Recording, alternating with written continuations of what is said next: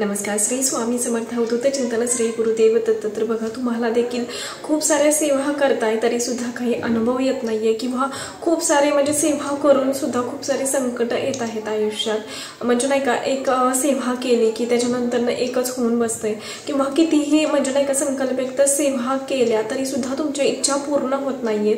तर बघा, तुमच्यासाठीच एक सेवा घेऊन आलेली आहे की जेणेकरून तुमची ही सेवा केल्यानंतर ना 100% तुमचं जी कोणती इच्छा असेल तरी सुद्धा ती 100% पूर्ण होणार म्हणजे होणारच. तर ती सेवा काय आहे, तर बघा, ज्यांना अजून सुद्धा सेवा करून अनुभव येत नाहीये तर त्यांनी काय करायचं की स्वामी महाराजांच्या 108 आरत्या जेव्हा तुम्ही करताना तर तेव्हा 100% अनुभव येतो म्हणजे येतोच. आता तुम्ही म्हणाल ह्या आरत्या कशा करायच्या, कुठे जायचं, तर तेच मी आज सर्व काही माहिती तुम्हाला सांगणार आहे. तर व्हिडिओ नक्की कंटिन्यू करा. तर बघा, तुम्हाला काय करायचं आहे की जर तुमच्या जवळपास कुठं स्वामी महाराजांचं केंद्र वगैरे असेल किंवा मठ वगैरे असेल तर तिथं तुम्हाला 108 आरत्याचा हा संकल्प करायचा आहे. तर संकल्प कसा करायचा, त्याच्यानंतर आरती, आता बऱ्याच जणांना माहिती नाहीये की ही आरती 108 आरती म्हणजे काय, तर तेच सर्व काही मी तुम्हाला माहिती सांगणार आहे. तर बघा, 108 आरती म्हणजे स्वामी महाराजांच्या मंदिरात किंवा केंद्रात जाऊन हे खरं तर आरती आपल्याला करायच्या असतात. तुमच्याही जवळपास कुठे स्वामी महाराजांचं केंद्र असेल तर तिथं बघा आरत्या कधी असतात, तर ते तुम्हाला मी टायमिंग सांगते. तर सकाळी भोपाळी आरती असते 8ची, त्याच्यानंतर 10:30ची महानैवेद्य आरती असते आणि संध्याकाळी असते ते 6:30ची आरती. तर हे देखील नैवेद्य आरती असते. तर बघा, ह्या टायमिंगमध्ये आपल्याला मंदिरात जायचं आहे आणि मेन म्हणजे तुम्ही ही आरती कधी सुद्धा म्हणजे नाही का संकल्पयुक्त चालू करू शकता. बघा, तुम्ही जरी गुरुवारी केला किंवा एखाद्या शुभ दिवशी केला तरी सुद्धा चालू शकतं. तिथं जाऊन आपल्याला संकल्प करायचा आहे पहिल्या दिवशी. तर संकल्प काय करायचा, तर बघा, सुरुवातीला तुम्हाला काय करायचं आहे की एक नारळ आणि खडीसाखर मंदिरात घेऊन जायचं आहे आणि तिथं जाऊन आपल्याला एक आसन घ्यायचं आहे आपल्या म्हणजे नाही का एक उभं राहण्यासाठी, किंवा तुम्ही त्या आसनावरती देखील बसून संकल्प करू शकता. तर बघा, महाराजांचं जिथं प्रतिमा लावलेली आहे, मूर्ती लावलेली आहे, तर तिथं तो नारळ घेऊन आपल्याला बसायचा आहे हातात असा. खडीसाखर, नारळ आणि एक जरी पिवळं फूल नेलं तुम्ही तरी सुद्धा चालू शकतं. तर तुम्हाला काय करायचं आहे, संकल्प करायचा आहे, ते हातात घ्यायचं आहे, तुमचं नाव महाराजांना सांगायचं आहे, गोत्र सांगायचं आहे. ज्यांना खरंच गोत्र माहिती नाहीये तर त्यांनी काश्यप म्हणायचं आहे आणि ज्यांना खरंच गोत्र माहीत असेल तर त्यांनी ते गोत्र उच्चारू शकता तिथं. त्यानंतर तुम्ही राहण्याचा मूळ ठिकाण वगैरे सांगायचं आहे आणि तुम्ही का संकल्प करताय, कोणती इच्छा तुमची अपूर्ण आहे तर ती महाराजांना मनोमन तिथं प्रार्थना करायची सांगायची आहे. किंवा तुम्ही फक्त एक सांगणं आहे की आपण संसारिक माणसं आहोत. जेव्हा तुम्ही संकल्प करता की बघा, तुम्ही म्हणणार की अखंड 108 आरती मी करणार आहे तर ते माझ्याकडून करून घ्या. तर बघा, संसारिक माणसाला खरं तर खूप साऱ्या अडचणी असतात. मेन म्हणजे तर आपल्याला काय होतं की मासिक पाळीच्या अडचणी आहेत, त्याच्यानंतर बाकीचे सुद्धा अडचणी आहेत की आपल्याला काही कारणानं गावाला जावं लागत आहे. त्याच्यामुळे आपल्याला काय होतं की अखंड हा शब्द वापरायचा नाही संकल्प करत असताना. तर बघा, तुम्हाला महाराजांना सांगायचं आहे जे कोणती तुमची इच्छा आहे तर ती महाराजांना सांगा. मुलांचे लग्न आहे, जॉब संदर्भात काही अडचणी आहेत, पतीच्या प्रमोशनसाठी किंवा नोकरी संदर्भात काही अडचणी आहेत, तर ते जे कोणती तुमची अडचण आहे तर ती महाराजांना तुम्ही सांगायची आहे. महाराजांना मनोमन प्रार्थना करा की माझ्या ह्या इच्छेसाठी मी खरं तर हा संकल्प करत आहे आणि 108 आरत्या करणार आहे, तर त्या तुम्ही माझ्याकडून करून घ्या. वेळच्या वेळेवर मला म्हणजे नाही का आरतीला उपस्थित होण्यासाठी म्हणजे तसं एक प्रकारे मार्ग दाखवा असं महाराजांना मनोमन प्रार्थना करायची आहे. आणि बघा, उशीर करायचा नाही. बघा, 1-2 आरत्या जरी झाल्या तरी त्या दिवसाचा म्हणजे नाही का त्या आरत्यांचा काहीच उपयोग नाही. तुम्हाला जे काही 5 आरती असतात, मग बघा, पहिली गणपतीची असते, त्याच्यानंतर दत्त महाराजांची, स्वामी महाराजांची, नारायणाची, गायत्री मातेची असे आरती संध्याकाळच्या करत असतात. सकाळी भोपाळी आरती असते आणि सकाळची फक्त असते ती 10:30ची महानैवेद्य आरती असते, ती फक्त गणपती बाप्पाची आणि स्वामी महाराजांची आरती असते. तर बघा, ह्या सर्व अर्थ्या काय करायचं आहे, 108 दिवसाचा तुम्हाला संकल्प करायचा आहे, 108 आरत्यांचा तुम्हाला संकल्प करायचा आहे की ही आरती आता करायच्या का. तर बघा, खूप सारे तुमचे अडचण आहेत किंवा कामे मार्गी लागत नाहीये, तर त्यासाठी खरं तर या आरतीचा संकल्प करायचा आहे. बघा, खरं जो कोणी म्हणजे आता मी तर संकल्प नव्हता केला तरी सुद्धा मी जेव्हा पहिल्या ठिकाणी राहत होते ना, तर तिथं खरंच खूप जवळ स्वामींचं केंद्र होतं आणि तिथंच मी खरं तर म्हणजे नाही का सुरुवातीला मी नाही का म्हणजे मला सेवा मी घेतली होती मंदिरात, प्रश्नोत्तरात बसले होते. तर तेव्हा मला सांगितलं होतं की 108 आरत्या आणि 108 हवन करायची. तर खरंच महाराजांनी ती इच्छा पूर्ण केली की माझे 108 हवन आणि 108 आरत्या मी केंद्रात जाऊन पूर्ण केल्या. आणि खरंच म्हणजे नाही का तसं महाराजांनी तिथून पुढे खूप सारे बदल देखील आयुष्यात घडवून आणले सुद्धा. आणि खरंच महाराज परीक्षा देखील घेत असतात, खूप सारी परीक्षा घेत असतात आणि अजून सुद्धा महाराज घेत आहेत. पण तेव्हा त्याच्या आधीचं आयुष्य कसं होतं आणि आताचं आयुष्य कसं झालंय ते खरंच म्हणजे खूप मोठा अनुभव आहे.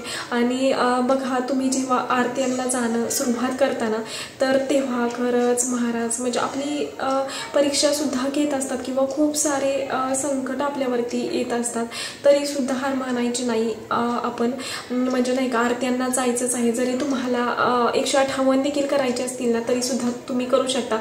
किंवा जरी तुम्ही नाही का अमावास्याचं जे भैरवचंडी म्हणजे नाही का जे हवन असतं तर ते सुद्धा तुम्ही जाऊ शकता. तर ते हवन कसं असतं तर त्याचा एक व्हिडिओ मी नक्कीच म्हणजे घेऊन येईल, कारण व्हिडिओ खूप लॉंग होतोय, ह्याबद्दलच तुम्हाला माहिती सांगायची आहे. तर बघा, तुम्हाला काय करायचं आहे, संकल्प फक्त पहिल्याच दिवशी करायचा आहे. त्यानंतरनं तुम्हाला काय करायचं आहे की फक्त रोज आरत्यांना हजर राहायचं आहे. म्हणजे नाही का जेव्हा तुम्ही उशीर होता ना तर तेव्हा म्हणजे ती आरती धरायची नाही. असं 108 तुम्ही हे करून ठेवा एका वहीत किंवा कॅलेंडरवरती सुद्धा टिक मार्क करून ठेवा की म्हणजे नाही का आरतीला गेलं की तुम्ही नाही का बरोबर खून करा. असे 108 आरत्या मोजा आणि बघा तुम्हाला तेवढ्या दिवसात किती मोठा म्हणजे महाराज एक प्रकारे चमत्कार करतात तुमच्या आयुष्यात ते. आणि बघा, सांगणं एक आहे की संकल्प करणार, त्याच्यानंतर बघा असं होतं की मासिक पाळीच्या काही अडचणी आहेत तर ते 4 दिवस स्किप करा. त्याच्यानंतर ना जे पुढचे दिवस तुमचे आधीचे आणि पुढचे ते काउंट करत जा. त्यानंतर ना बघा, जेव्हा तुमच्या घरात म्हणजे नाही का सुतक विटाळ जेव्हा येतो ना तर तेव्हा ती सेवा तुमच्याकडून नव्याने सुरुवात करावी लागते. तर बघा, तुम्ही म्हणणार की एवढ्या सगळ्या आरत्या झाल्या आणि आता पुन्हा का सेवा करा, म्हणजे नाही का पुन्हा नव्याने आता सुरुवात करा. तर तुम्ही स्वतःचं भाग्य समजा की महाराज तुम्हाला म्हणजे नाही का ती संधी पुन्हा उपलब्ध करून देत आहेत की म्हणजे तुम्ही आरत्यांना या.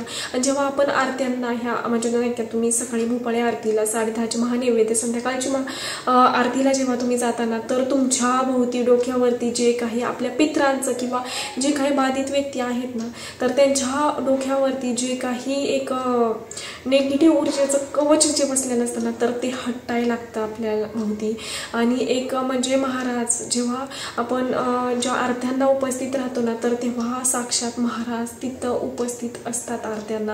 आणि खरंच खूप म्हणजे खूप अनुभव आहेत असे आरती जो कोणी बघा महाराज स्वतः तिथं येऊन सुद्धा म्हणजे नाही का खूप सारे असे अनुभव घडलेले आहेत की एका म्हणजे छोटा मुलगा होता तर त्याला महाराज साक्षात आतमध्ये जेव्हा बघा जे आरतीच्या आधी नैवेद्य दाखवला जातो आणि त्यानंतर आरती चालू होते ना तर एका छोट्या मुलाला महाराज जाताना आतमध्ये दिसलेले आहेत. एवढे सुद्धा अनुभव आहेत.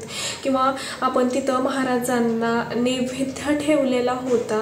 मग हा काय केलं जातं आरतीच्या आधी नैवेद्याचं ताट तिथं बनवून स्वामी महाराजांसमोर ठेवलं जातं. त्यानंतर त्याच्यावरती झाकण ठेवलं जातं आणि ते आरती झाल्यानंतर ते झाकण काढलं जातं. तर महाराज खरंच म्हणजे नाही का किती वेळा असं झालेलं आहे की महाराजांनी ते प्रसाद म्हणजे ते नैवेद्य ठेवलेलं महाराजांनी स्वतः ग्रहण केलेला आहे.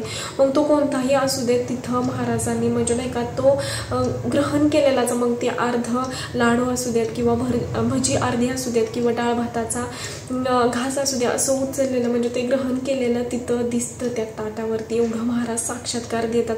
आणि जो कोणी म्हणजे आपल्या डोक्यावरती जो विचारचक्र चाललेलं असतं किंवा आपल्यावरती जे पितरांचं जे वरती आपण विचार हे केलेलं असतं की बघा जे काही आपल्या भोवती वाईट विचारांचं किंवा वाईट घेरा बाधित व्यक्ती असतात त्यांच्या भोवती एक प्रकारे ते निगेटिव्ह ऊर्जेचं कवच साचलेलं असतं, तर ते सर्व ह्या आरतीने दूर होतं आणि एक आपला मार्ग मोकळा होत जातो, आपल्या प्रगतीचा मार्ग मोकळा होत जातो, आपल्या आयुष्य पुढचं आहे ना तर ते सुरळीत होण्यासाठी मदत होते ह्या आरत्यांमुळे.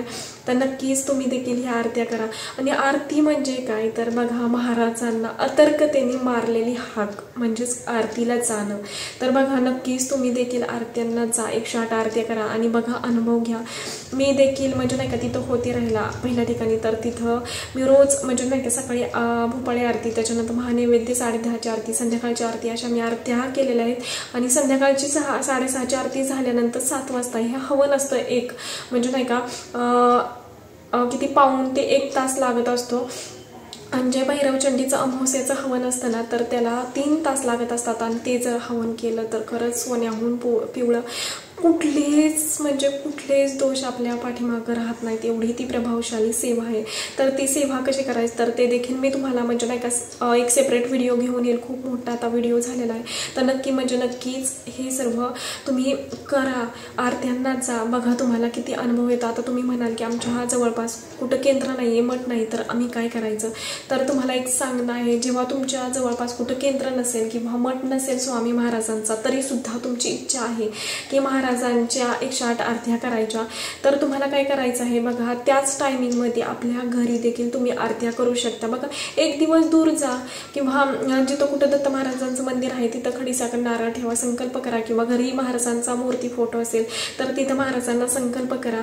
आणि बघा महाराजांना म्हणजे नाही का संकल्प केल्यानंतर बघा तुम्हाला जर 6:30ची संध्याकाळची आरती करायची असेल, सकाळची भोपाळी आरती असेल 8ची, तर त्याच टायमिंगमध्ये तुमच्या आरत्या होणं देखील गरजेचं आहे. तर बघा सकाळी भोपाळी आरती करत असाल तर सकाळची 8:08लाच तुम्ही आरती करायची आहे. 10:30ची आरती करत असाल तर 10:30लाच तुमची आरती झाल्या पाहिजेत आणि तेवढ्याच आरती झाल्या पाहिजेत. संध्याकाळची 6:30ची आरती असती तर त्या देखील 5 आरती असतात. बघा सुरुवातीला गणपती बाप्पाची असते, नंतर ना दत्त महाराजांची असते, स्वामी महाराजांची असते, नारायणाची आरती असते, त्याच्यानंतर गायत्री मातेची असते, त्याच्यानंतर ना ह्या 5 आरत्या झाल्यानंतर ना बघा म्हणजे नाही का मंत्रपुष्पांजली होते. तर ह्या सर्व आरत्या मंत्रपुष्पांजली, त्याच्यानंतर ना जो आपण महाराजांना अतर्कतेने हाक मारतो तर ते स्तोत्र म्हणजे सद्गुरुनाथा हात जोडितो अंत नको पाहू उकलुनी मनिया, हे असं खरं तर हे स्तोत्र आहे. तर ते देखील तुम्ही म्हणजे नाही का ह्या संध्याकाळच्या आरतीमध्ये 6:30च्या आरतीमध्ये म्हणू शकता. मग हा किती सकारात्मक बदल तुमच्या आयुष्यात घडतील. तर खरंच ज्यांना काही समजलं नसेल तरी तुम्ही कॉमेंट बॉक्समध्ये मला विचारू शकता. तर आतापुरतं एवढंच झालेली सेवा मी महाराजांच्या रुजू करते. व्हिडिओ आवडला असेल तर लाईक करा, शेअर करा आणि चॅनेलवरती नवीन असाल तर असंच नवनवीन व्हिडिओ पाहण्यासाठी चॅनेलला सबस्क्राईब करा. धन्यवाद. श्री